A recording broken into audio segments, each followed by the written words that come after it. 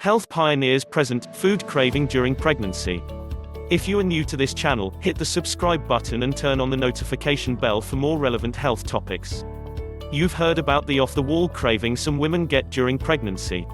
The legendary midnight runs for pickles and ice cream. The sudden, overpowering longing for watermelon or chips. You might even have had them yourself. But cravings have a flip side that fewer people know about.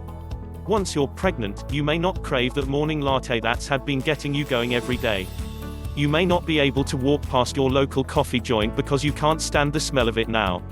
About half of all expectant mothers end up with one or more food aversions. All of a sudden, they cannot stomach certain foods, even ones they used to love. People have all kinds of aversions. They're not the same. Your cup of joe tends to top the list of aversions. Other things you may no longer want are meats, eggs, and spicy or greasy foods. If you have food aversions, chances are you have morning sickness, the nausea and vomiting that plagues some women's mornings, afternoons, evenings, and nights, too. Aversions and morning sickness often start within a week of each other, usually during the first trimester. While food aversions and cravings are at the peak during the first half of pregnancy, they can last the entire 9 months and even beyond. They can also go away, then come back. And they remain one of the many mysteries of pregnancy. Nobody really knows exactly where food aversions come from, says Anjali Kaimal, MD, a maternal fetal medicine specialist at Massachusetts General Hospital in Boston. But as with so many things during pregnancy, the story probably starts with hormones. HCG, human chorionic gonadotropin, is what we think is the culprit, Kaimal says. This hormone plays many roles during pregnancy. It tends to reach its highest point during the first trimester. HCG peaks around the 11th week of pregnancy, then starts to go down, Kaimal says. That's around the same time women have the most nausea and vomiting. So it seems it's probably all related. Other hormones may be behind the changes in smell and taste many pregnant women report. Women have a heightened sense of smell and taste in pregnancy, and anything with a strong smell can make you feel nauseated, Wu says. But it's not a hard and fast rule.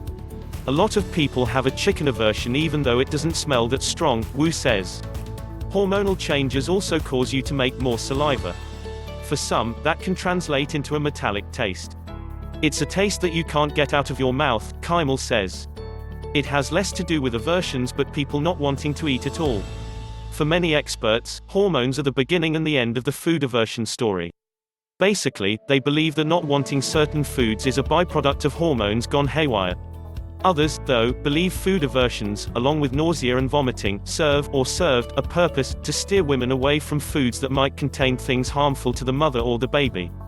You can imagine that being able to easily detect something that has started to spoil might have been useful, Kaimal says. To boost the theory, women who have morning sickness tend to have fewer miscarriages, stillbirths, and premature babies. The timing also makes sense. The first 3 months of pregnancy, when food aversions tend to happen, is also the time when the baby is in the most vulnerable stage of growth. Food aversions are rarely harmful to the mother or the baby, even though you may sometimes avoid foods that are good for you. The main thing is just to be sure that the aversions aren't causing women to avoid certain nutrients or aspects of their diet they need, Kaimal says. You have to respect the aversions and look at the overall diet. It's hard to say, I'm sorry that food disgusts you, but you still have to have it. And if a woman isn't getting enough nutrients, like those she needs from fish and seafood, another common food aversion, or iron from red meat, iron and fish oil supplements can do the trick. Thanks for watching. Please like and share this video.